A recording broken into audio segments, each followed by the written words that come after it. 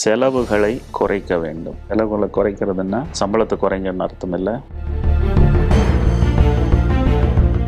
கஸ்டமர்கிட்ட வந்து ப்ராஃபிட் எதிர்பார்க்கல. போனால் நீங்கள் 20% டிஸ்கவுண்ட் போட்டிருக்கான். அவன் வெண்டர்கிட்ட இருந்து தரத்தையும் குறைக்காமல் சம்பளங்களையும் குறைக்காமல் மற்ற செலவுகளை எப்படி குறைப்பது?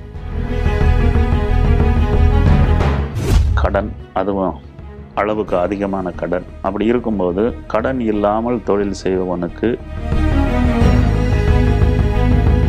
அப்ஃப்ரண்ட் பேமெண்ட்டு இது எல்லாம் சொல்லி வெண்டரை மிரட்டி டிஸ்கவுண்ட் வாங்கி.